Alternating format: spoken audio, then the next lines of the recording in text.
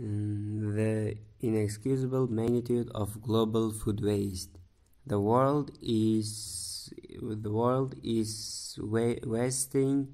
wasting food on a scale that must be described as excessive, inexcusable, and given all of our other concerns about the state of the global environment and quality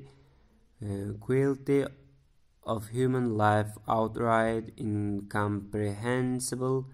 The UN's Food and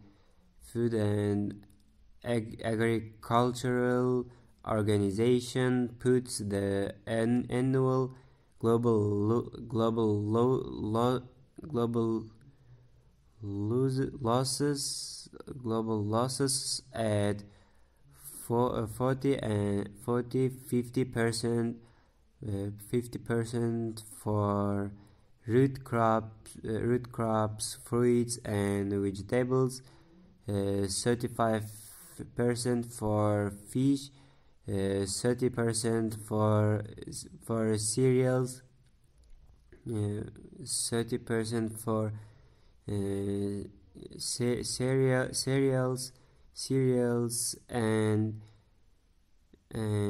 20% for oilseeds, meat and dairy products. This means that globally at least one third of all harvested food is wasted. Reasons for wasting food differ. In the poorest countries, it is most often because of poor storage as rodents, insects, and fungi feast on improperly stored seeds, vegetables, and fruits, or lack of refrigeration, causing rapid spoilage of meat, fish, and dairy products.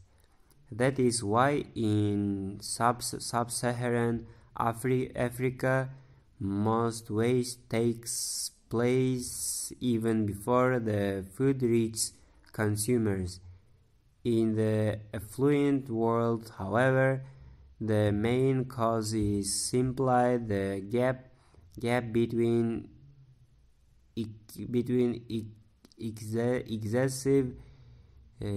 excessive production and actual consumption. Despite their high frequency of our eating, most high-income nations provide their citizens with a food supply that would be on average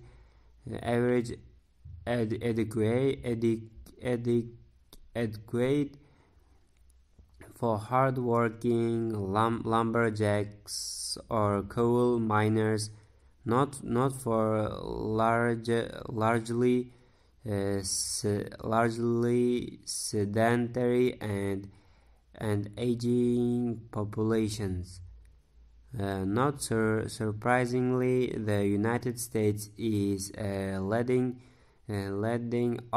offender, and we have plenty of information to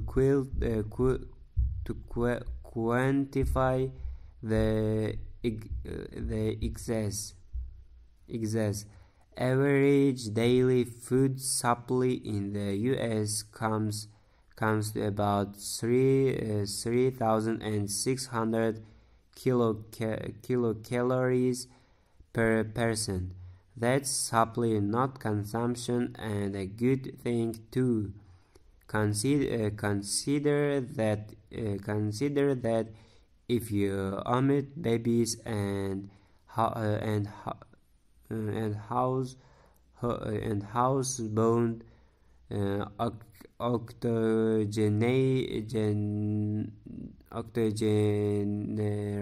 octogenarians, octogenarians whose daily requirements are less than 1.5 thousand kilocalories that would leave more than 4,000 kilocalories available for adults. Americans may eat too much, but they could not all eat that much every day. The United States Department of Agriculture USDA adjusts these figures for spoilage and other waste and puts the actual daily average available for consumption at about 2,600 kilocalories per person. But even that isn't quite right. Both surveys of self-reported food consumption carried out by the National Health and Nutrition Examination Survey and calculations based on expected metabolic requirements indicate that the actual average daily intake in the United States comes to about 2,100 kilocalories per person. Subtract 2,100 kilocalories per capita of intake from 3,600 kilocalories per capita of supply, and you get a loss of 500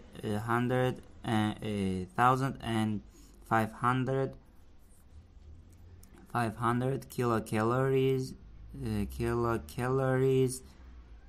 per capita, which means about 40% of American food goes to waste. This was not always the case. In the early 1970s, the USDA put the average food availability per capita adjusted for pre-retail waste at less than 2,100 kilocalories per day, nearly 25% less than it is now. The National Institute of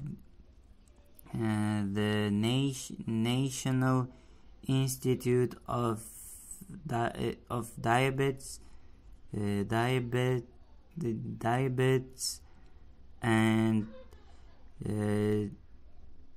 digestive and kidney diseases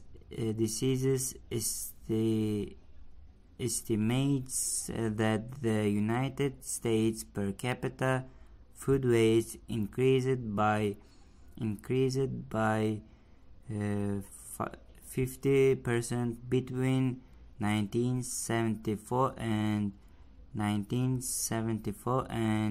2005, and that the problem has gotten worse since then. But even if the average U.S. daily loss loss had remained at 1,500 kilocalories per capita. A simple calculation shows that in 2020, with about 333 million people, this wasted food could have provided adequate nutrition, 2,200 kilocalories per capita to about 230 million people, slightly more than the entire population of Brazil, Latin America's largest nation and the world's sixth most populous country. Yet, even as they waste food, Americans are still eating far more of it than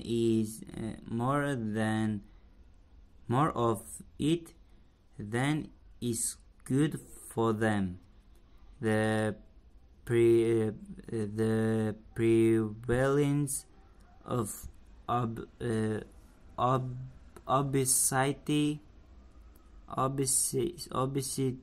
defined as a body mass index of 30 or greater, more than doubled between 1962 and 2010, rising from 13.4% to 35.7% among adults over age 20.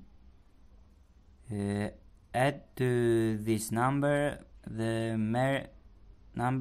merely overweight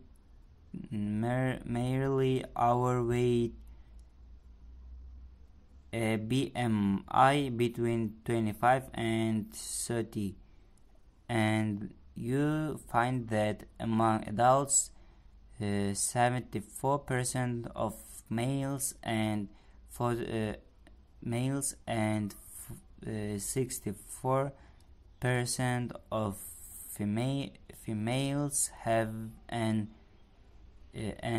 excessively high weight. Most worrisome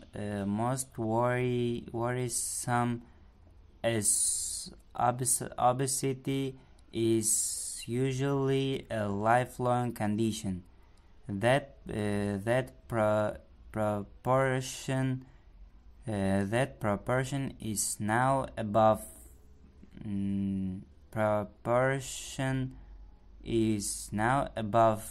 50% for children above the age of 6 as well. The UK's Waste and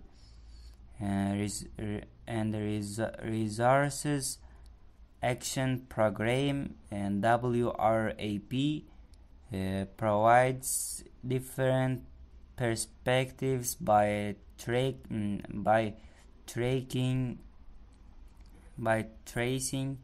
the phenomenon in unusual detail. In Britain, total food waste amounts to about 10 million tons a year, and it is worth about 15 pound sterling billion or nearly $20 billion. But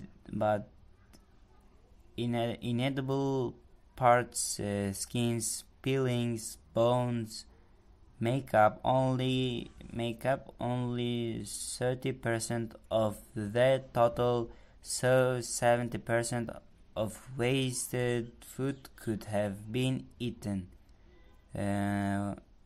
WRAP also documented the whys of the process. Nearly 30% of the waste is due to not being used in time. Assert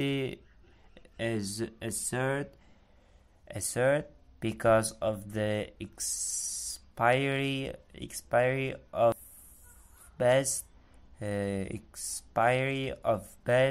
before dates about 15%, because too much was cooked or served, and the rest is due to other reasons, and due to other reasons, including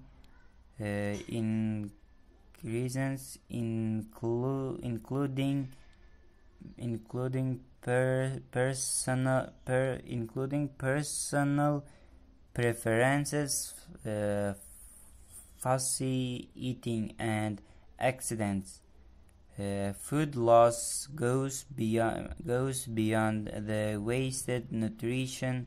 However, it inevitably entails a significant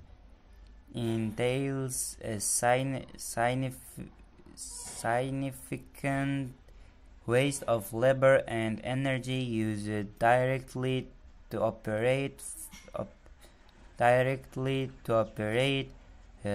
field machinery and irrigation pumps, and indirectly to produce the steel, aluminum,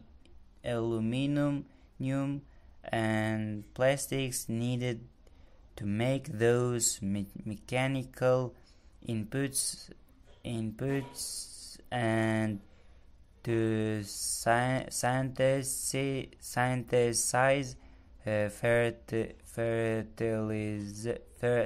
fertilizers and pesticides.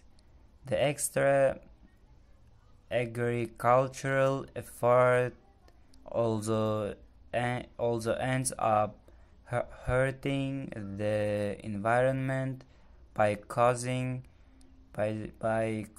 soil erosion,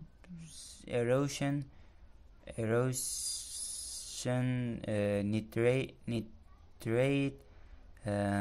leaching, the loss of biodiversity, and the growth of antibiotic-resistant bacteria, and the production of wasted food may be responsible for as much as 10% of global greenhouse gas emissions. Affluent countries need to produce considerably less food and consume it with considerably less waste, and yet the mantra of higher food production is chanted as loudly as ever. Its most recent permutation is to produce more by eventually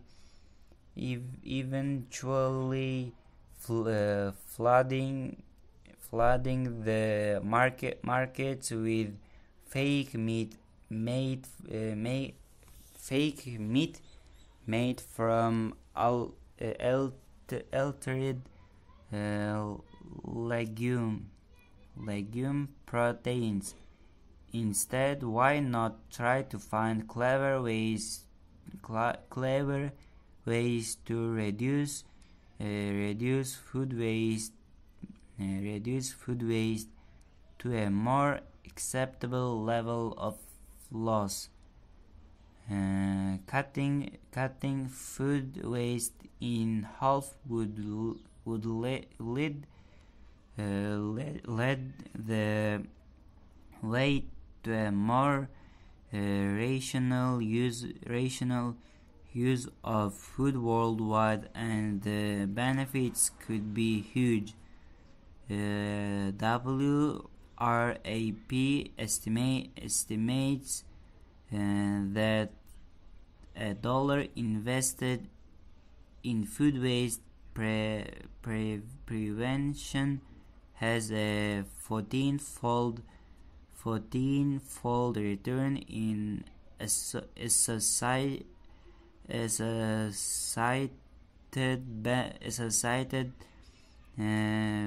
cited benefits.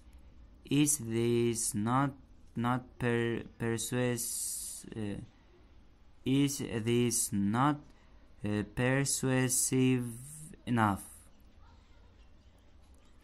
The slow addio to the Mediterranean diet.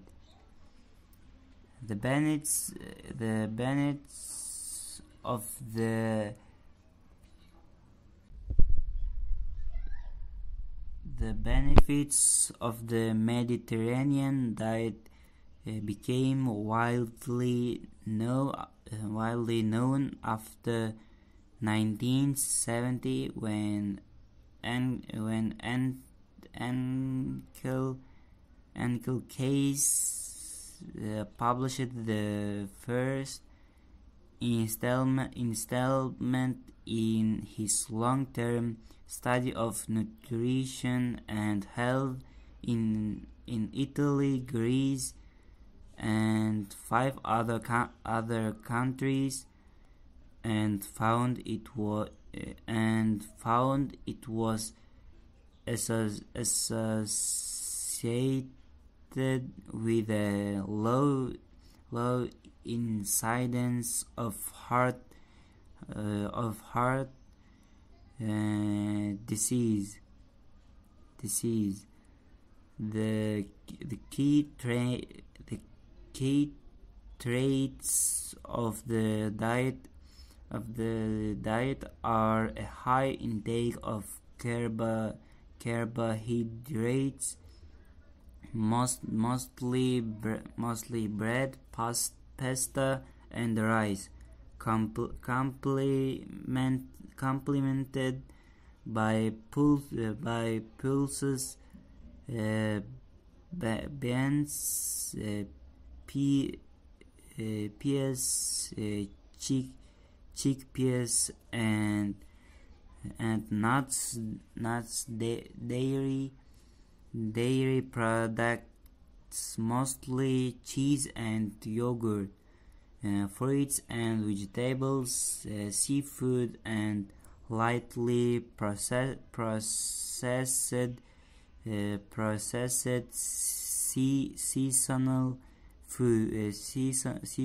seasonal foods, generally cooked with olive oil. It also includes much more modest quantities of sugar and meat. Best of all, plenty of wine is taken with the food. with the food. The latter habit is not one that is now recommended by dietitians and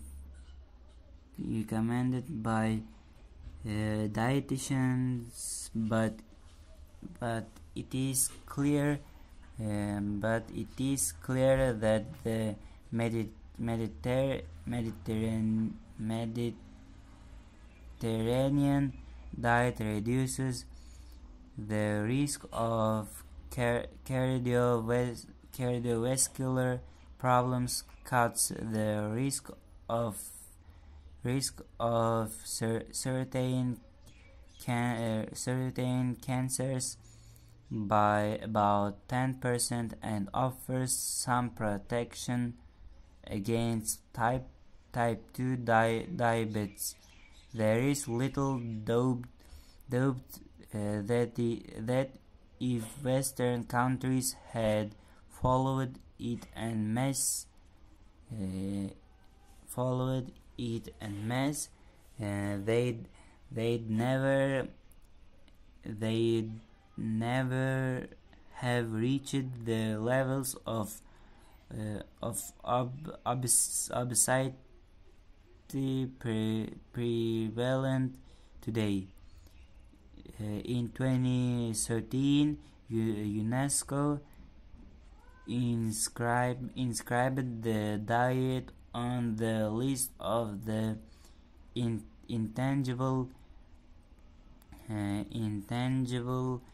cultural heritage of humanity, with Croatia, Cyprus, Greece, Italy, Morocco, Portugal, and Spain as the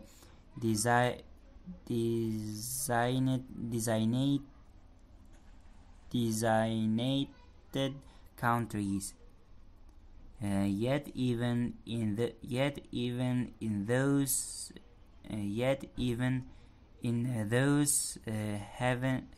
those heavens of health there is a growing problem. The true Mediterranean diet is now eaten only in certain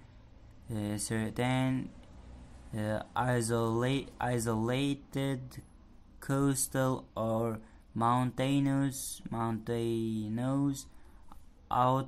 outposts. The dietary transition has been rapid and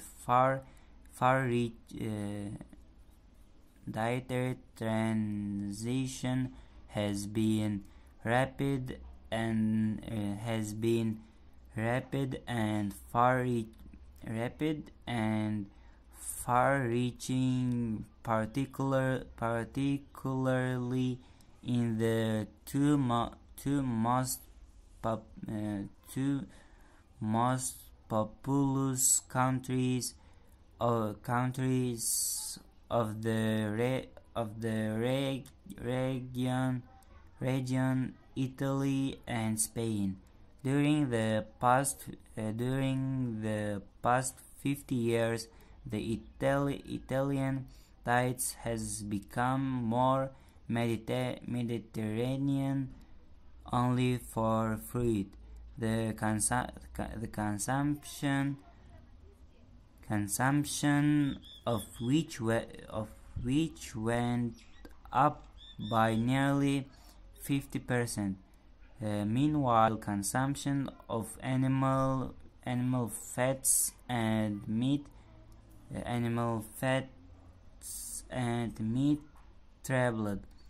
Olive oil now supplies less than half of all dietary fats, and incredible the consumption of pasta is down and that of wine is way down, in a drop of about 75%. Italians now buy as much beer as they do Rosso and Bianco. Rosso and Bianco. And the Spanish retreat from the Mediterranean diet has been even faster and even more complete.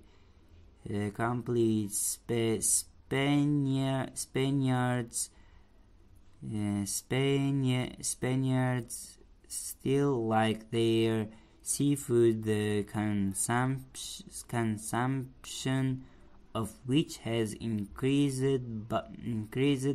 but they've moved away from grains, vegetables, and legumes. Olive oil now provides less than half of all the country's fats, and remarkably, Spaniards on average now drink only around 20 liters of wine per year, which is less than half the beer they consume. That's comparable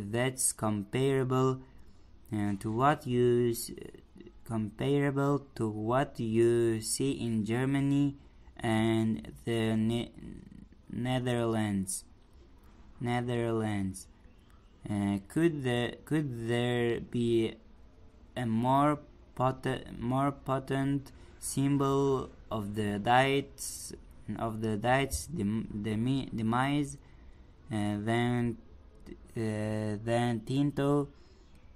Tinto beaten by Cerveza, and even most Europeans keeping old dietary patterns in their memory are unaware that the Spanish per capita meat supply only at about 20 kilograms a year when Franco died in 1975 is now at nearly 100 kilograms, well ahead of such traditionally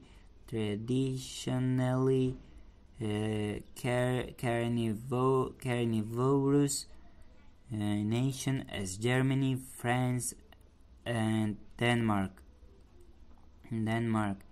And the prospects are not good. A new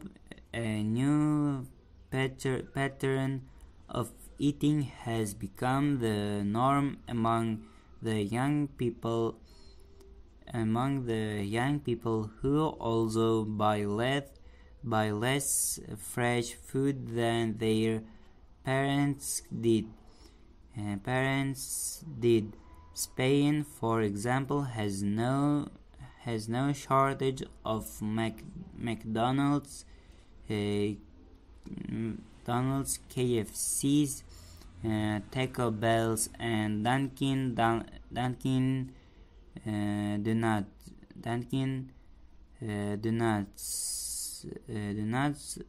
or Dunkin' Coffee, as it's called there. The global reach of meaty, fatty, healthy, and sugary fast food is doing away not just with an an ancient culinary heritage, but also with one of the few advantages the ancient world had over the modern one. Reasons for this shift have been universal higher incomes, a low higher meat, fat, and sugar intakes.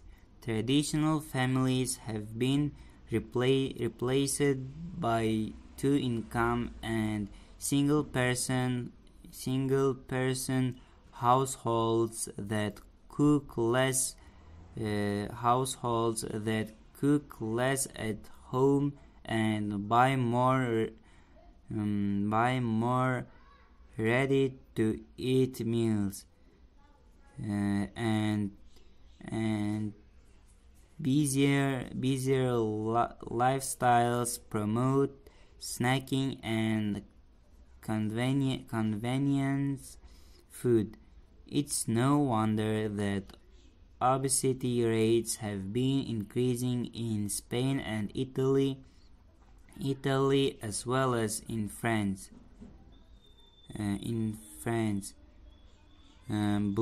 Bluefin tuna on the way to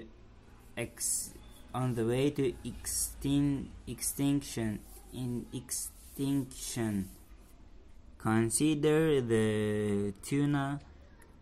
Its near perfect hydrodynamics and efficient propulsion, powered by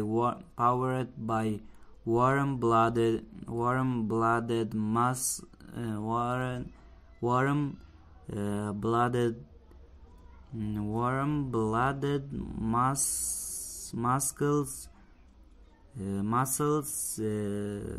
deep within the body make it an outstanding swimmer.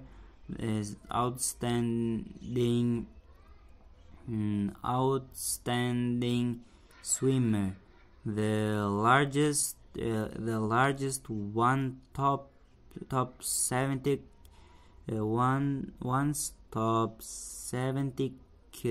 kilometers per hour or around 40 knots fast for a power boat and far faster than any known submarine. But their size and tasty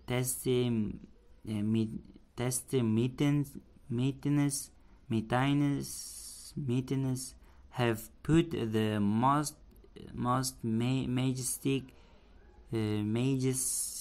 of these fish on the road to extinction. The white meat you get in cans comes from the relatively abundant albacore, a small fish typically less than 40 kilograms. Red canned meat comes from the abundant skipjack, another small tuna. In contrast, bluefin in Japanese, meguro or honmeguro, true tuna, has always been the rarest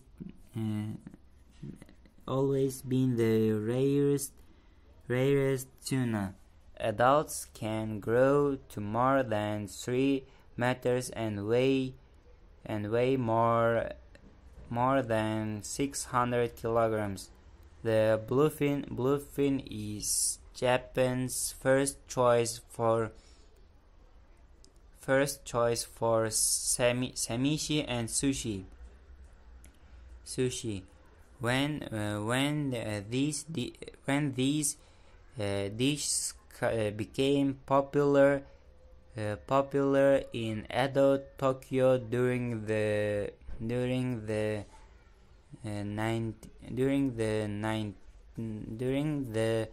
19th century, the choice cuts originally came from the less oily red inner mussels akemi. Later, the preference shifted to cuts from body sides below the midline, fatty chutora, and from the fish's belly, extra fatty otora. Exceptional bluefins have been sold for exceptional prices at Tokyo's New Year's auctions. The latest record was set in 2019. $3.1 million for a 278 kilogram fish coat of northern Japan. That's more than Japan consumes about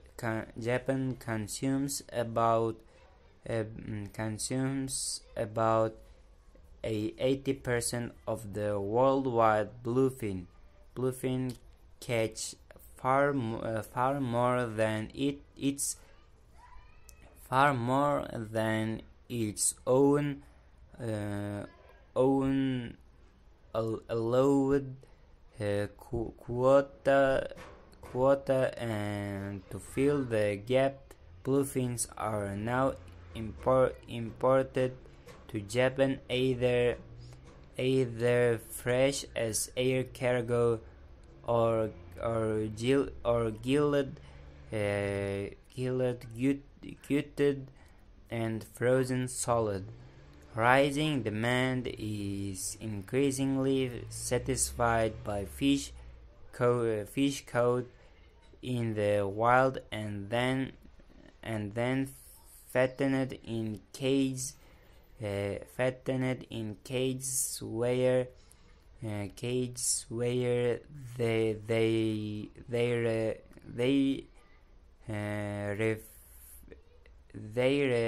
fed sardines, mackerel, and herring. The demand is reaching new highs as the sushi craze has turned a Japanese favorite into a global status food, and the reported worldwide catch of three bluefin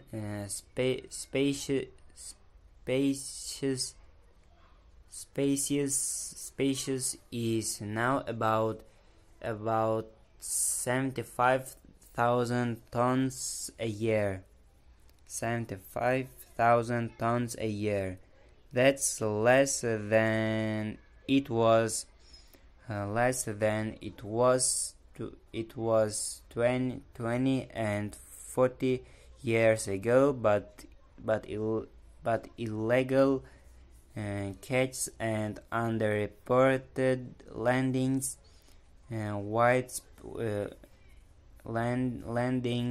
widespread and constant for decades, remain substantial. A pioneering comparison of logbooks of Japan's tuna fishing fleet, though thought to be highly accurate, and tuna sold in Japan's largest fish markets showed at least a twofold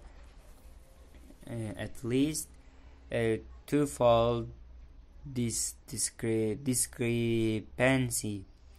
The principal fishing nations have resisted any deep cuts in their fishing quotas. Therefore, the only way to ensure long-term survival is to stop the trade in the most endangered stocks in 2010. In 2010, the World Wildlife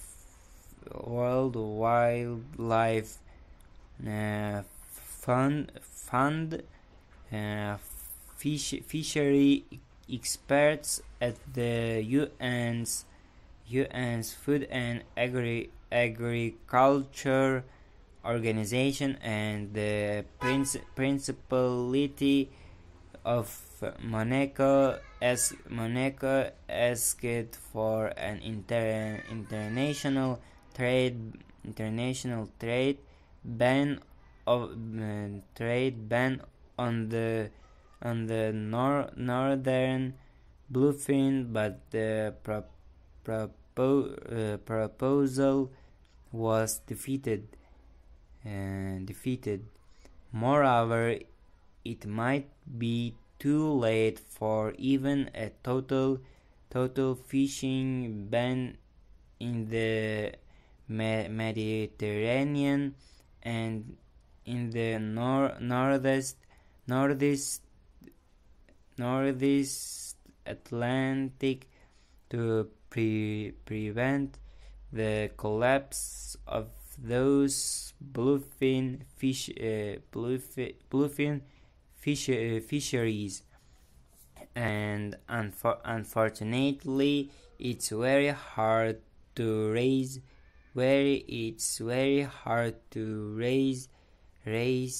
bluefins from eggs on a sea ranch as it were, because most of the tiny fragile larvae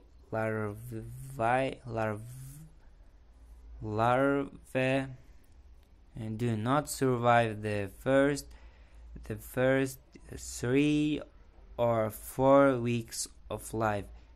The most successful Japanese operation, Kindai University's fisheries laboratory has worked for some 30 years to master the process, but even so, only 1%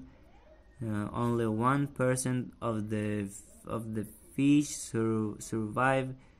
1% of the fish survive to maturity. and declining cats and farming challenges have resulted in rampant mislabeling around the world, and particularly in the United States. There is a very high chance that you are eating another species rather than any tuna that's listed on your restaurant's menu.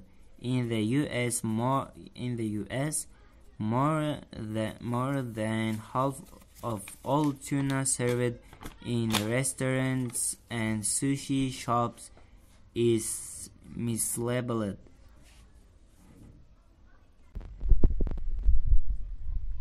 Why chicken rules?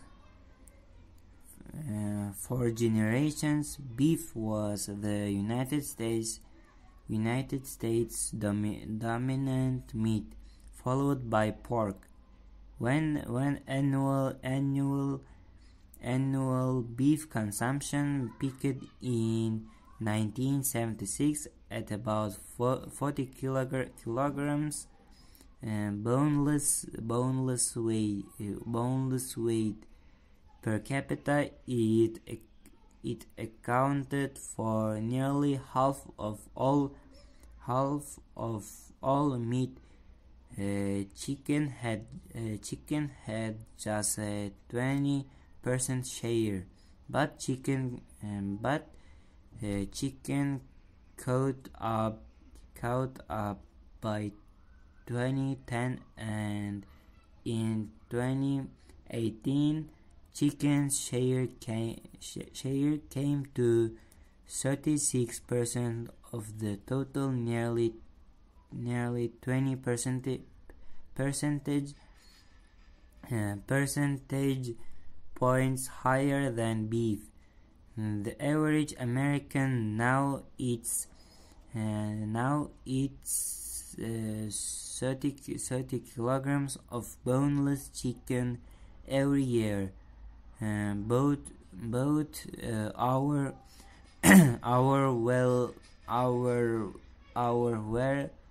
overwhelmingly as cut up or processed parts from boneless breasts to chicken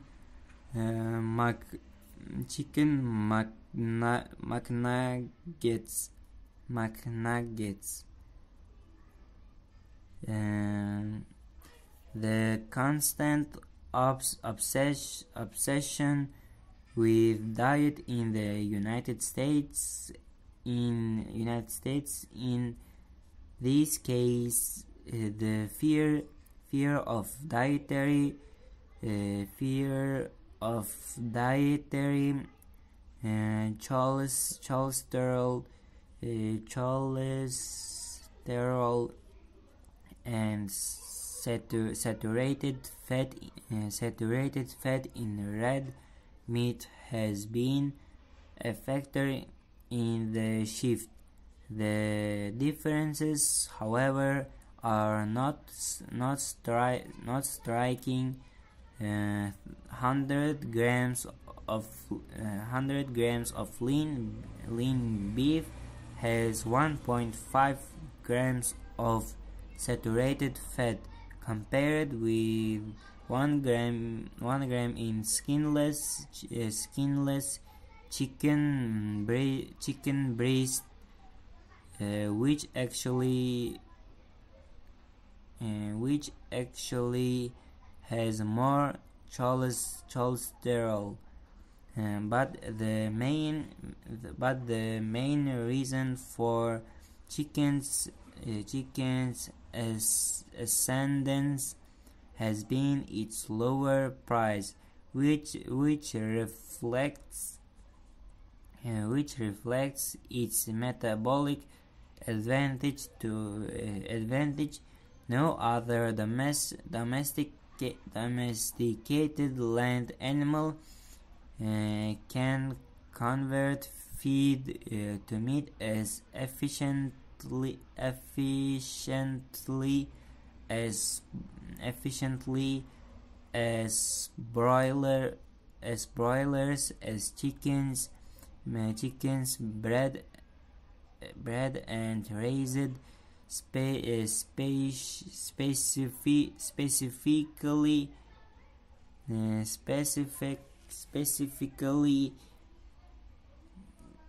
for meat production are known. Modern breeding advances have a lot to do with this efficiency. During the 1930s, the average feeding efficiency for broilers at about 5 units of feed per unit of live weight was no better than for pigs. That feeding rate was halved by the mid 1980s, and the latest U.S. Department of Agriculture's feed to meat ratios shows that it now takes only about 1.7 units of feed standardized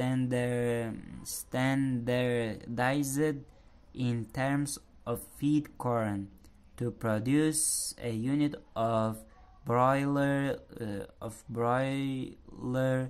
live weight before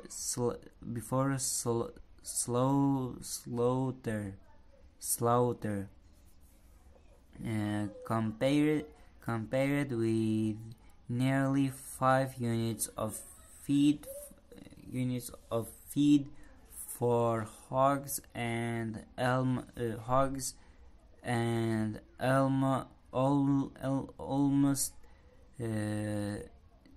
12 units for cattle, because edible weight as the share of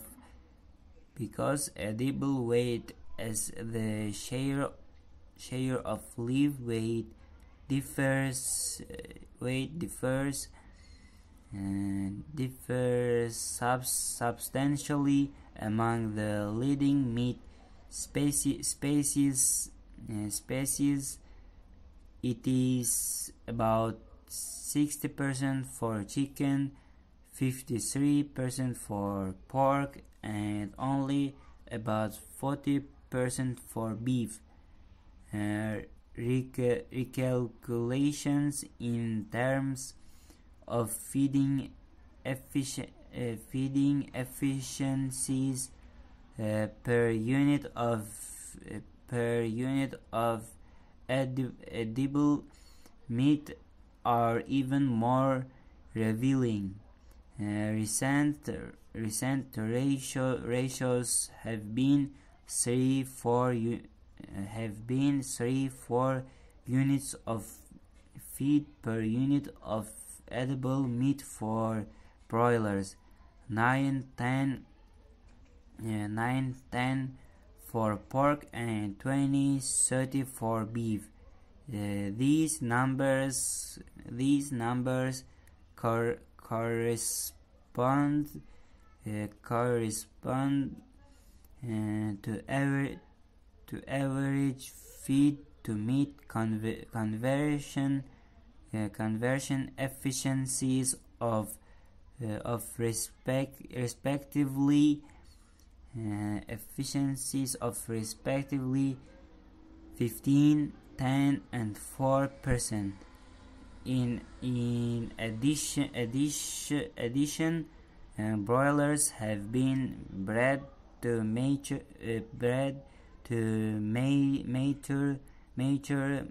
faster and to put on an unprecedented amount of meat.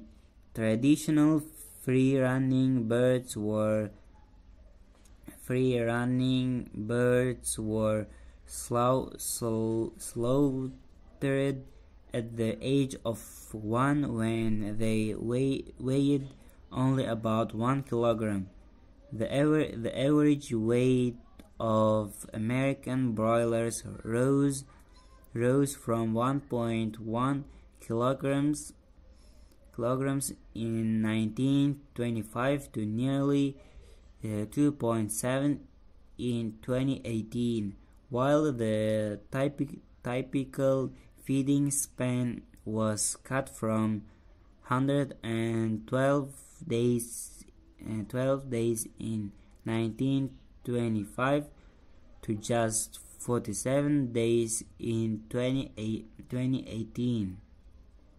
Consumers benefit while the bird suffers.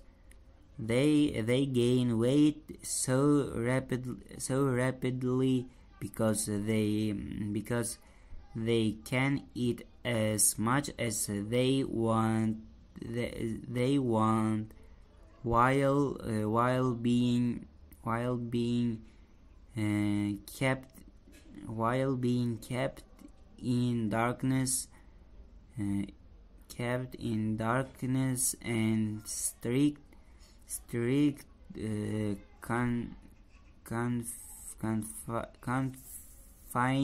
confinement, because consumers prefer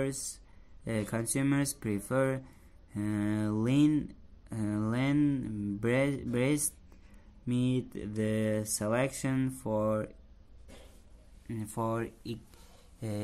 excessively large breasts shifts the bird's center of gravity forward, impairs its natural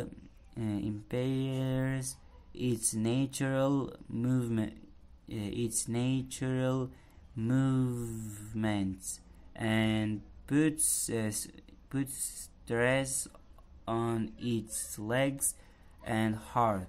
But the birds cannot move anyway. According to the National Chicken Council, a broiler is allotted just 650 square centimeters, an area only slightly larger than a sheet of standard A4 letter paper. As long periods of darkness improve growth. Broilers mature under light intensities resembling twilight. This condition disrupts their normal circadian and behavioral rhythms. On one side, you have shortened lives, less than 7 weeks for a bird whose normal lifespan is up to 8 years, and malformed bodies in dark confinement. On the other, in late 2019, you got retail prices of about $2.94 per pound, $6.47 per kilograms for boneless breast, compared with $4.98 for LB level maybe for round beef roast and $8.22 dollars per LB for choice sirloin steak. But chicken's rule hasn't yet gone global, thanks to its dominance in China and in Europe. Pork is still about 10% ahead worldwide, while beef is the leading meat in most countries in South America.